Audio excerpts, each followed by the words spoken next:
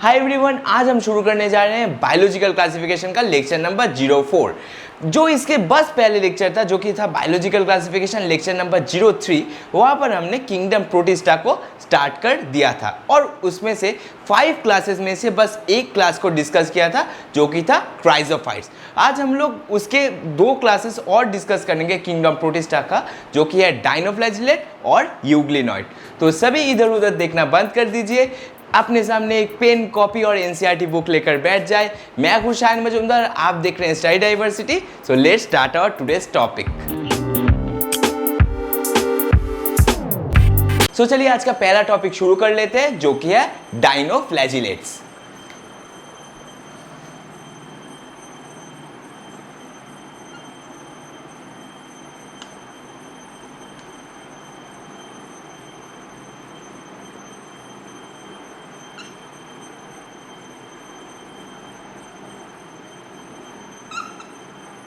Dinoflagellate का मैं पहले एक पिक्चर ड्रॉ कर देता हूं जिससे कि आपको समझने में आसानी हो।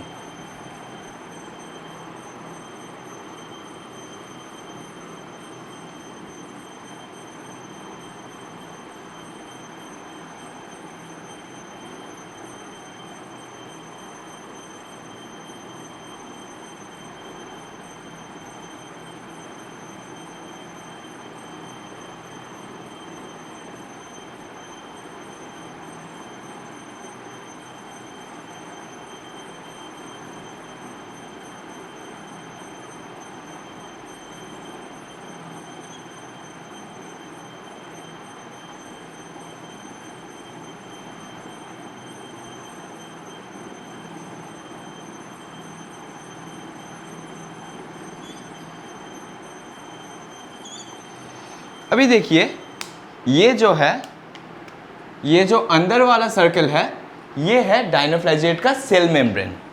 इसे हम कहेंगे, या फिर इधर से मार्किंग करता हूँ तो फिर आपको देखने में आसानी होगा। इसे हम कहेंगे सेल मेम्ब्रेन।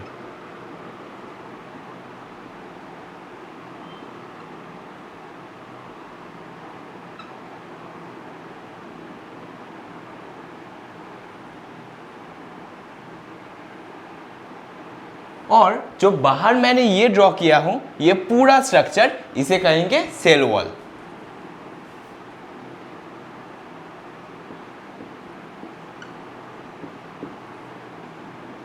इसे हम सेल वॉल कहेंगे। फिर अब इसका फ्लैजेला कैसे प्रेजेंट रहेगा? इसका फ्लैजेला एक होगा लॉन्गिट्यूडिनली, ये है इसका लॉन्गिट्यूडिनल फ्लैजेला, और ये है इसका ट्रांसवर्स फ्लैजेला। यह है इसका ट्रांसवर्स फ्लैजेला। तो फिर हम इसे पॉइंट आउट कर देंगे एक बार। यह है लॉन्गिट्यूडिनल फ्लैजेला,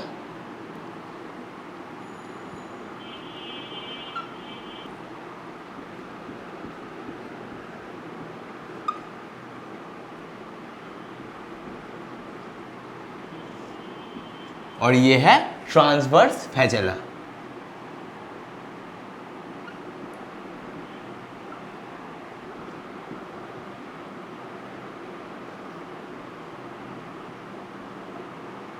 ये इसका ट्रांसवर्स फ्लैजेला हो गया। तो आपको स्ट्रक्चर थोड़ा थोड़ा आइडिया हो जा रहा होगा अभी तक कि इसके अंदर पूरा सेल मेम्ब्रेन प्रेजेंट रहता है और इसके 4 डिविजन्स में सेल वॉल रहता है। सेल वॉल में क्या रहता है? सेल वॉल में रहता है steep cellulosic plate. Steep cellulosic plate क्यों रहता है? स्टीप सेलुलोजिक प्लेट रहने का प्राइम रीजन है कि उसको पूरे स्ट्रक्चर को एक रिजिडिटी प्रोवाइड करता है, और जो कि ये मेरिन में रहता है तो फिर इसका शेप भी मेंटेन करने में हेल्प करता है cell wall. Cell wall steep cellulosic plate के हिसाब से रहता है पूरे बॉडी में। अच्छा, पहले अभी इसका हैबिटेट को डिस्कस कर लेते हैं। चलिए, तो फिर डायनोफ्लैजिलेट कहाँ मिलेगा हमें? Dinoflagellate will be found in mostly marine.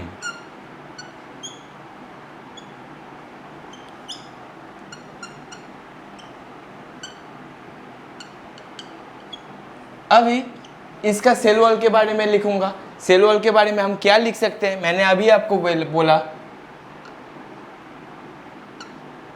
cell wall have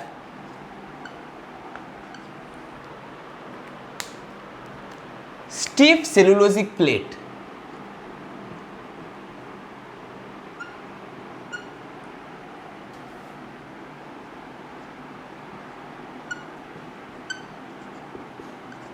Plates on the outer surface.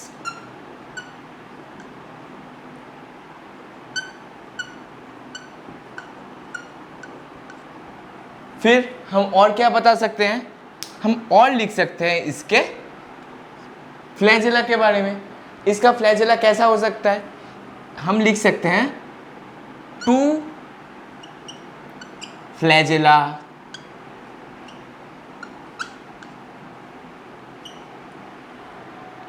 कैसा कैसा फ्लैजेला रहेगा? एक रहेगा ट्रांसवर्सली,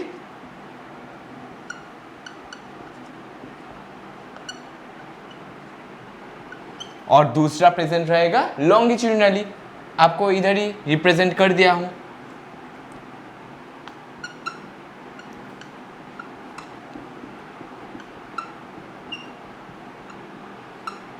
फिर हम और लिख सकते हैं डाइनोफ्लैजिलेट्स आर फोटोसिंथेटिक। हम लिखेंगे दे आर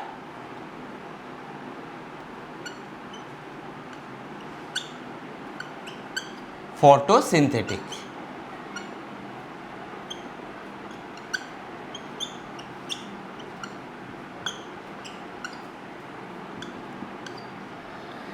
अभी देखिए, डाइनोफ्लैजिलेट के बॉडी में various types of coloured pigment present रहता है। उस कलर्ड पिगमेंट के वजह से ही डाइनोफ्लैजिलेट का various types of body colour पाया जाता है। तो फिर हम लोग अभी लिख सकते हैं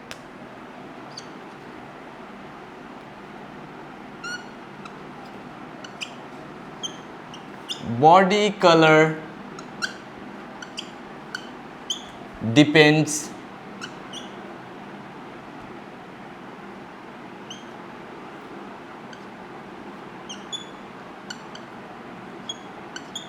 on the pigments, या फिर और स्पेसिफिकली लिख सकते हैं main pigment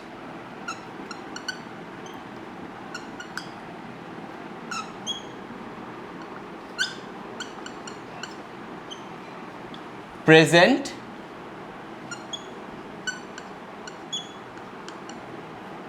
in the body।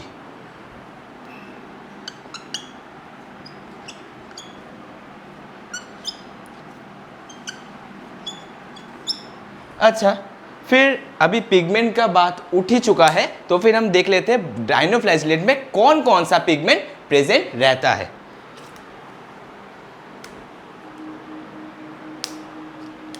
हम लोग देख सकते हैं pigments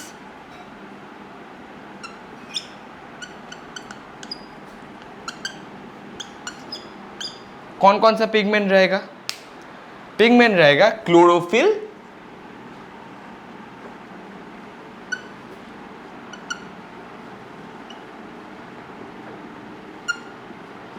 plus other pigments.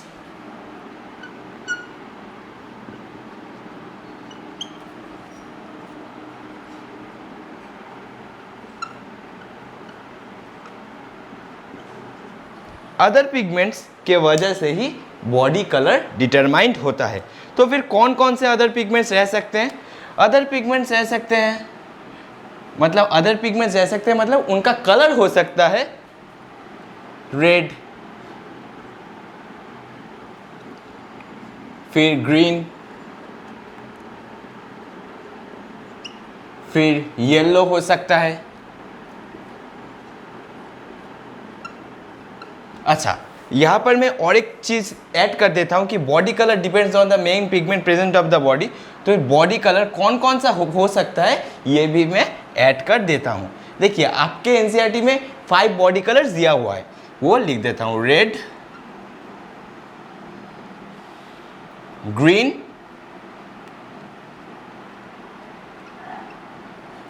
Blue, फिर होगा ब्राउन,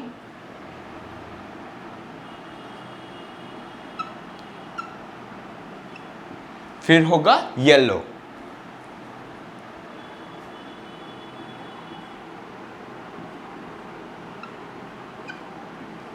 और भी बॉडी कलर हो सकता है, पर आपके एनसीईआरटी में 5 बॉडी कलर्स के बारे में ही बोला गया है। तो फिर आप इसे जल्दी से लिख लीजिए, मैं और एक बार इसको रिपीट कर देता हूँ। देखिए, डायनोफ्लैजिलेट का हैबिटेट मोस्टली मैराइन होता है, मतलब ये ओशंस में पाया जाता है। फिर इसके बॉडी में सेल वॉल है stiff cellulosic plates on the outer surface.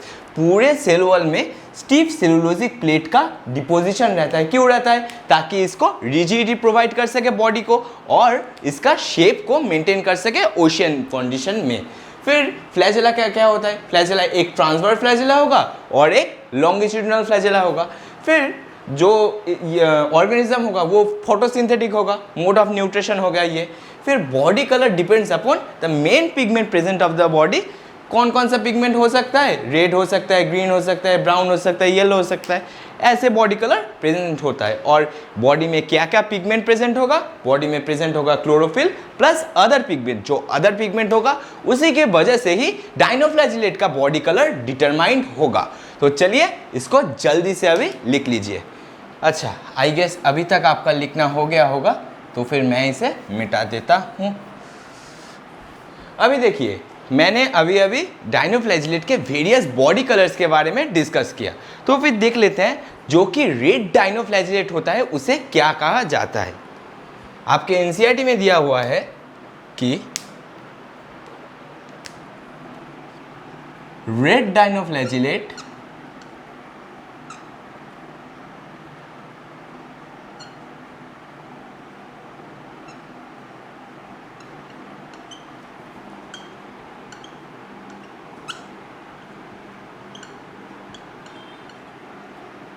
known as Goniolax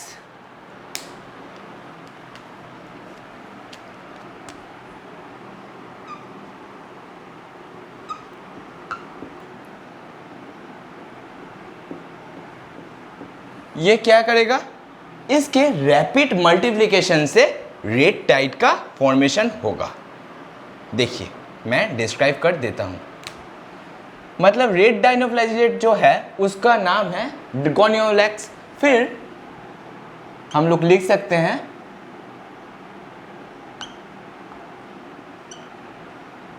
multiply rapidly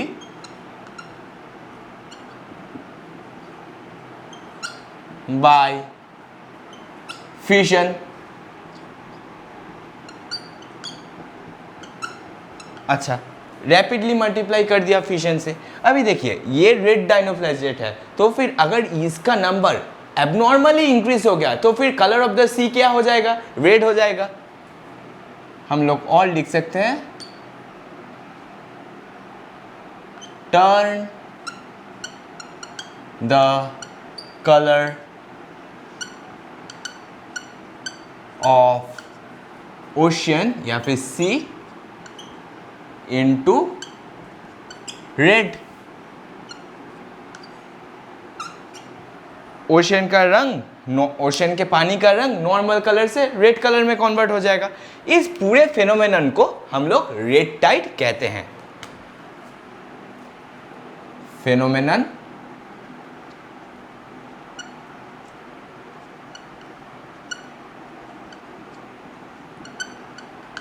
known as red Tide.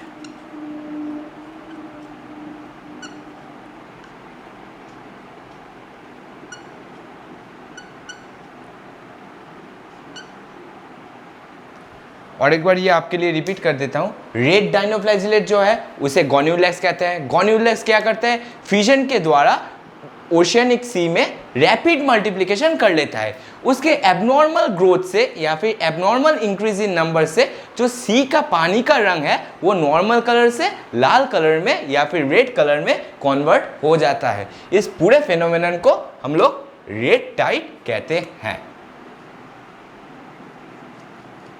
इस पूरे फेनोमेनन को हम लोग क्या कहेंगे? Red Tide.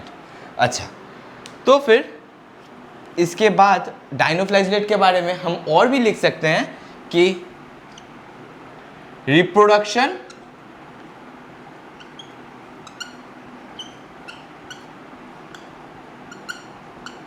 is by fission.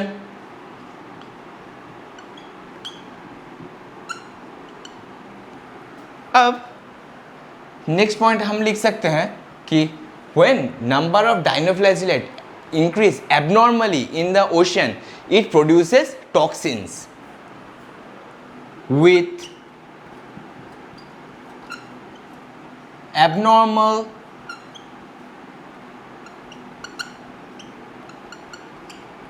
increase in number,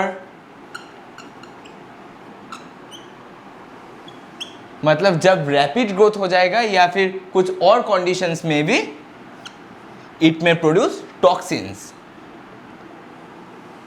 it produces या फिर में produce toxins.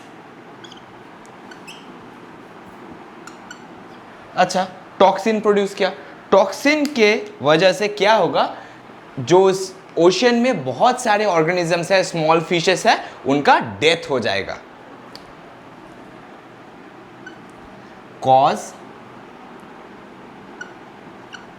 Death of several marine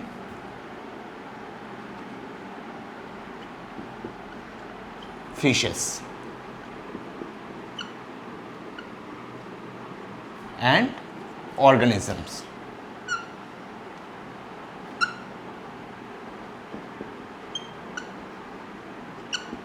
अच्छा, तो फिर ये हो गया कंप्लीट आपका डायनोफ्लैजिलेट। मैं इसको एक बार और बता देता हूँ। रिप्रोडक्शन जो होगा वो फिजन के द्वारा होगा। फिर एबनॉर्मल इंक्रीज इन नंबर, जब इसका नंबर एबनॉर्मली इंक्रीज हो जाएगा तो ये टॉक्सिन प्रोड्यूस करेगा। टॉक्सिन से क्या होगा, टॉक्सिन से होगा जो मैराइन फिश है और बहुत सारे ऑर्गेनिज्म है, उनका डेथ हो जाएगा उस पर्टिकुलर टॉक्सिन से।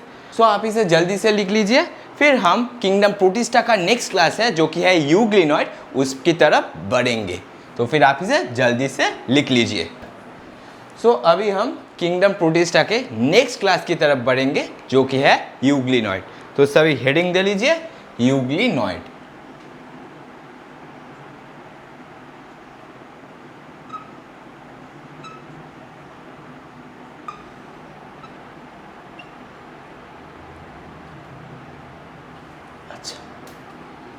ये हो गया हमारा यूग्लिनॉइड्स।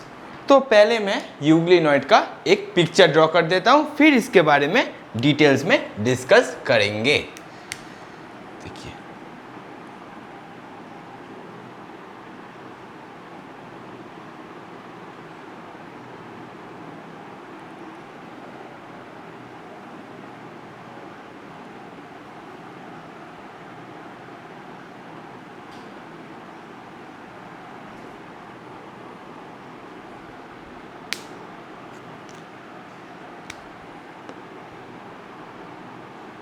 ये हो गया कंप्लीट यूग्लिनॉइड का आउटर स्ट्रक्चर।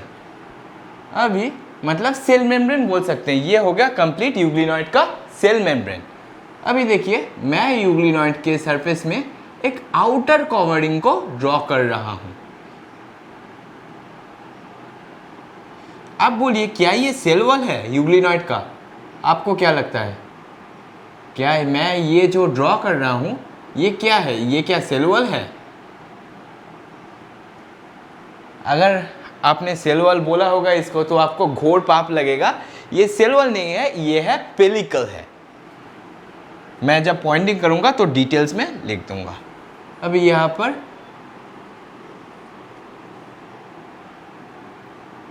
दो फ्लैजेला रहेगा, फिर इसके पूरे बॉडी में प्रोटीन के स्ट्रिप्स रहते हैं।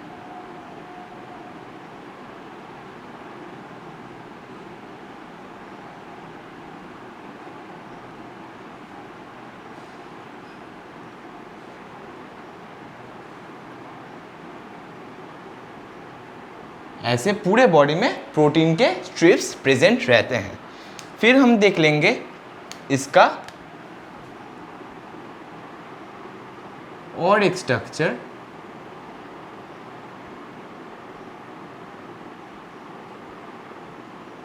इसे हम कहेंगे कॉन्ट्रैक्टाइल वैक्यूल।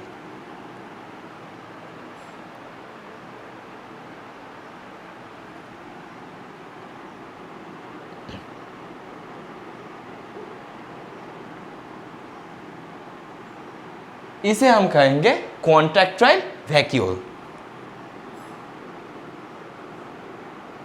एक बार में पूरा मार्किंग कर दूंगा, पहले ड्रॉ कर लेता हूँ अच्छे से। फिर नीचे ही रहेगा इसका न्यूक्लियस, ये जो है मैंने न्यूक्लियस ड्रॉ किया हूँ। फिर यहाँ पर रहेगा क्लोरोप्लास्ट, ये है इसका क्लोरोप्लास्ट। अभी अच्छे तरह से इसको ज़रा मार्किंग कर देता हूँ, रुकिए। पहले इसे लिख लेंगे फ्लैजेला। हम इसमें और लिख सकते हैं, यहाँ पर एपिकल फ्लैजेला प्रेजेंट रहता है, क्योंकि देखिए फ्लैजेला एपिक्स में से ही निकला है, एपिकल फ्लैजेला। अच्छा, फिर इस लेयर को क्या लिख सकते हैं, पेलिकल, जो कि आपको बोला।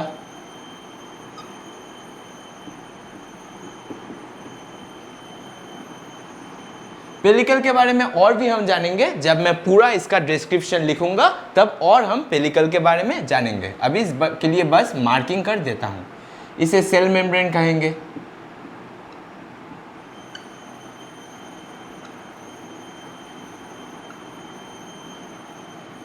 इसे हम लोग सेल मेम्ब्रेन कहेंगे। इसे क्या बोला, इसे हम कॉन्ट्रैक्टाइल वैक्यूल कहेंगे। कहाँ लिखूं इसे, यहाँ पर लिख देता हूँ।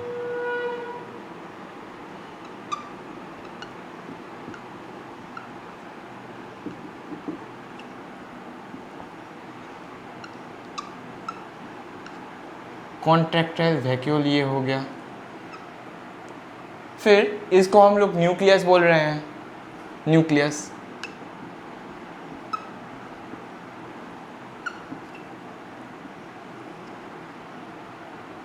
फिर इसको हम लोग क्या बोल रहे हैं, chloroplast.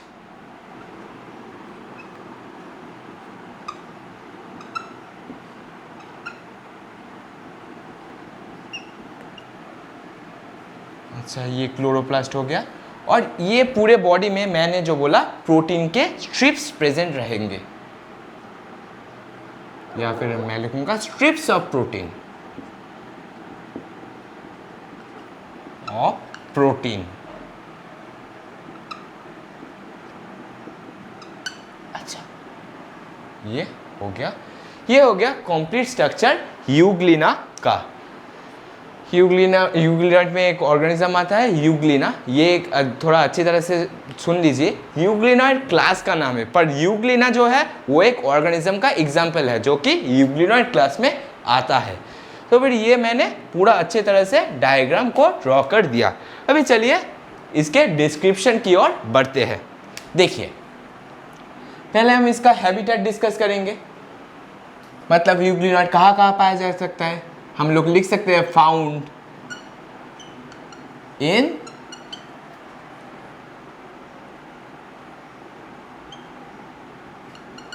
Fresh water and stagnant water. Fresh water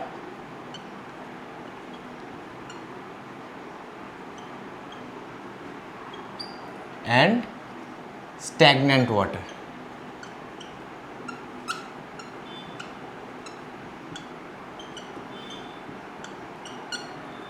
फिर हम लोग इसके सेल वॉल के बारे में डिस्कस करेंगे। मैंने अभी अभी क्या बोला, सेल वॉल यूग्लिनाइट में एब्सेंट रहता है, पर सेल वॉल के जगह पर एक प्रोटीनेशियस कवरिंग रहता है। देखिए, जो पूरे बॉडी को कवर कर रहा है उसे हम पेलिकल कहते हैं। सेल वॉल is absent और हम लिखेंगे in place of cell wall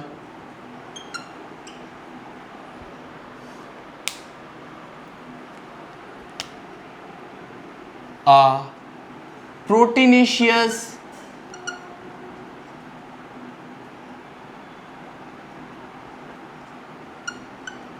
covering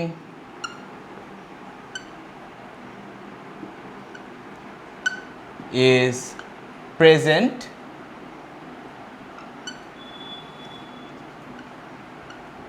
जिसे हम कहेंगे pellicle.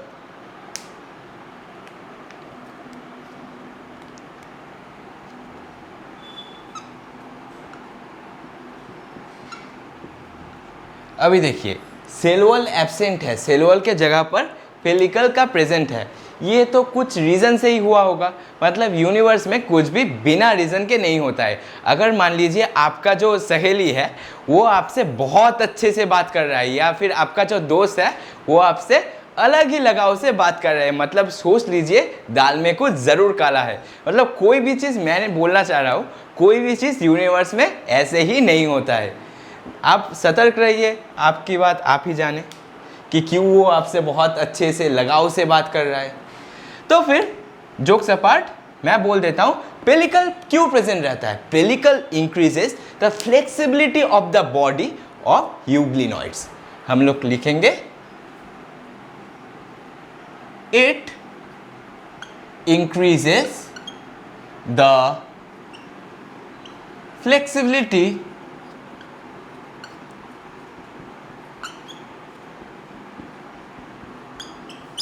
of the body of euglenoids. मैं और नहीं लिख रहा हूँ। अभी चलिए देख लेते हैं इसका फ्लैजेला कैसा होता है।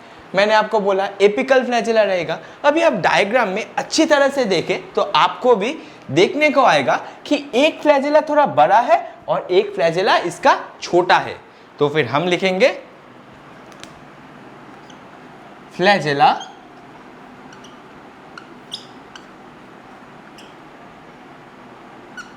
टू इन नंबर, और कैसा कैसा रहेगा,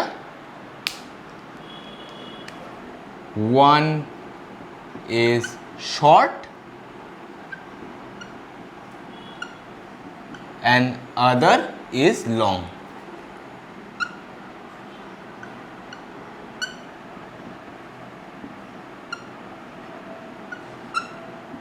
मतलब पहले जो डायनोफ्लैजेलेट में हमने देखा था कि एक फ्लैजेला ट्रांसवर्सली प्रेजेंट है और एक फ्लैजेला लॉन्गिट्यूडिनली प्रेजेंट है, पर यहाँ पर क्या हो रहा है, यहाँ पर हो रहा है दो फ्लैजेला है। एक फ्लैजेला का साइज थोड़ा छोटा है, लेंथ थोड़ा छोटा है, और एक फ्लैजेला का लेंथ थोड़ा बड़ा है। तो फिर फ्लैजेला के बारे में भी हमने डिस्कस कर लिया। अभी देख लेते हैं इसके बॉडी पिगमेंट्स कौन कौन से प्रेजेंट है। Pigments,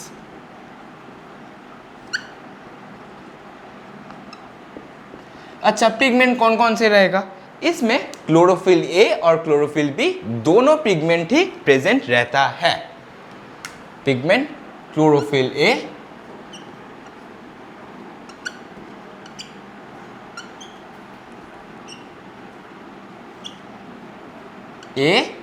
and chlorophyll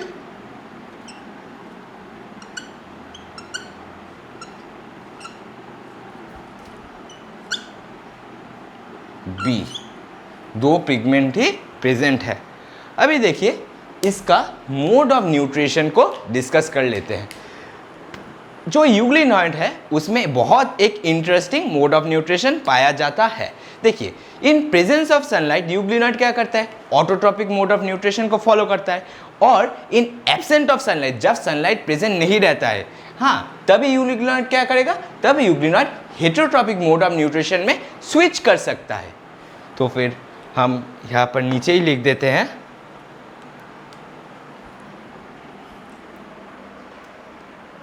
in presence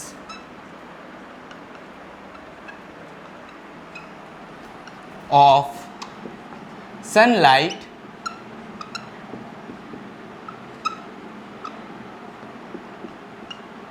और इन एब्सेंस ऑफ सनलाइट।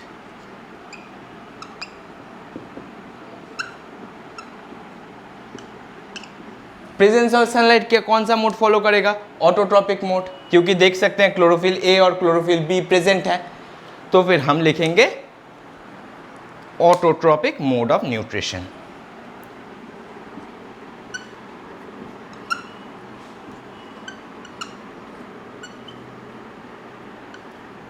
और इन एब्सेंस ऑफ सनलाइट क्या बोला? हेटेरोट्रॉपिक मोड फॉलो करेगा, heterotrophic mode of nutrition.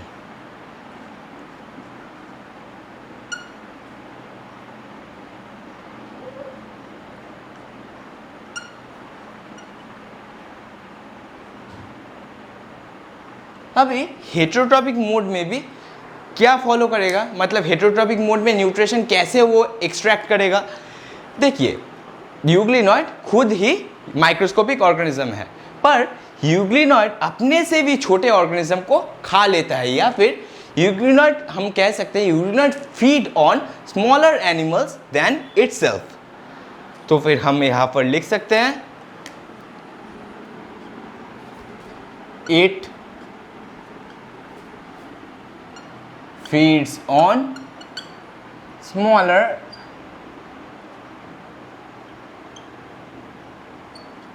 organisms। मतलब कहने का तात्पर्य ये है कि यूग्लिनॉइड खुद तो माइक्रोस्कोपिक है ही, पर वो खुद से भी स्मॉलर ऑर्गेनिज्म को खा लेता है या फिर उससे न्यूट्रिशन एब्जॉर्ब कर लेता है। तो फिर ये कुछ हो गया उसके न्यूट्रिशन के बारे में या फिर मोड ऑफ न्यूट्रिशन के बारे में। अभी देखिए यहाँ पर ऑटोट्रॉपिक मोड भी प्रेजेंट है और हेटेरोट्रॉपिक मोड भी प्रेजेंट है। ऐसे कॉम्बिनेशन को हम कहते हैं मिक्सोट्रॉपिक मोड ऑफ न्यूट्रिशन। तो फिर मैं यहाँ पर नीचे से लिख देता हूँ, this combination is known as mixotrophic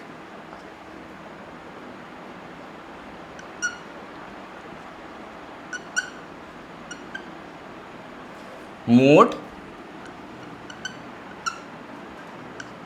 of nutrition.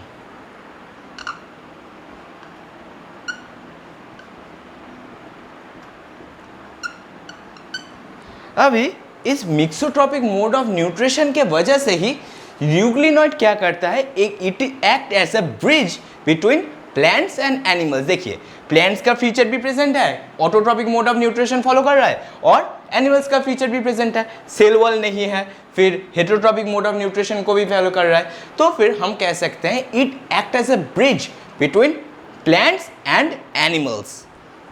ये कहाँ लिखूं? मैं पूरा नीचे से ये लिख देता हूँ, ये जो टर्म मैंने अभी कहा पूरा नीचे से लिख रहा हूँ। अब अच्छी तरह से देख लेना, ठीक है? एक्ट, इसके वजह से ही मिक्सोट्रॉपिक मोड ऑफ न्यूट्रिशन के वजह से ही act as a bridge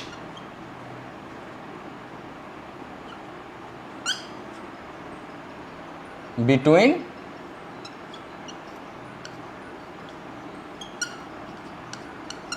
plants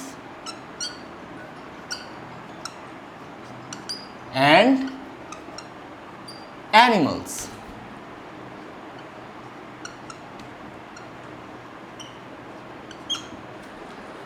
तो फिर ये आपका कुछ हो गया यूग्लिनॉइड्स के बारे में। अभी आप इसे जल्दी से लिख लीजिए। तो इसे मिटाने से पहले इसके बारे में और दो चीज़ मुझे बताना है, जो कि यहाँ पर बोर्ड में कहाँ लिखूँ ये तो समझ में नहीं आ रहा, पूरा बोर्ड फिल हुआ है। तो फिर मैं क्या ये दोनों पॉइंट रफ कर सकता हूँ या फिर मिटा सकता हूँ? तो फिर मैं ऊपर ही लिख दूँगा। मैं ये दोनों बस दोनों पॉइंट में मिटा रहा हूँ आपके लिए। आप बाकी नीचे से लिखिए, मैं ऊपर से दोनों पॉइंट मिटा देता हूँ, तो ही मेरा लिखना हो जाएगा। एक second.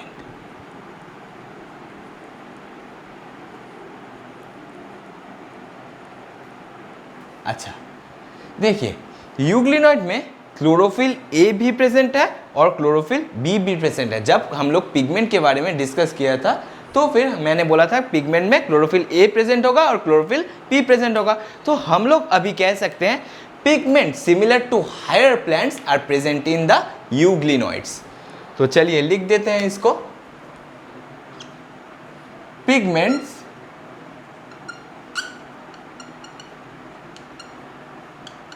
similar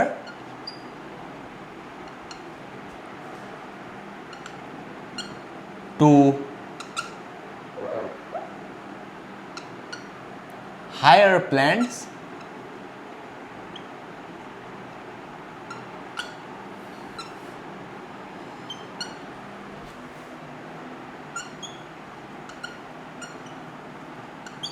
are present in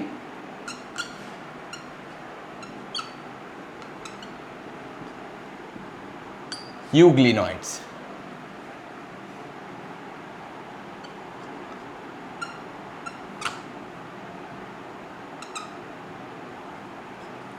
तो फिर ये आपका एक चीज हो गया। यूग्लिनॉइड का स्पेलिंग गलत लिख रहा हूं,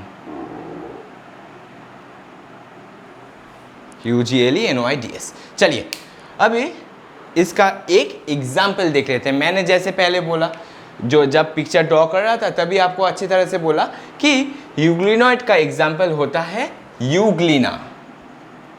हम लोग यहाँ पर लिख सकते हैं एग्जाम्पल के रूप में यूग्लिना।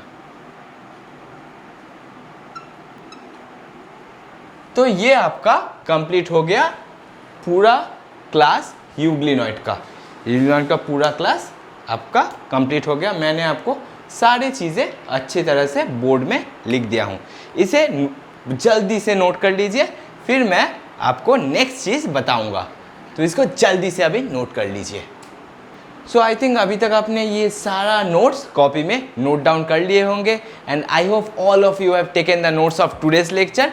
अगर आपको कहीं पर भी यूग्लिनॉइड डाइनोफ्लैजेलेट में जो आपको आज 2 क्लास पढ़ाया गया, यहाँ पर कहीं पर भी आपको अगर दिक्कत हुआ हो तो फिर आप कमेंट सेक्शन में मुझे ज़रूर इन्फॉर्म करें। मैं आपके डाउट को जो नेक्स्ट लेक्चर होगा उसके लास्ट पार्ट में ज़रूर सॉल्व कर दूंगा। And thanks for watching my lecture.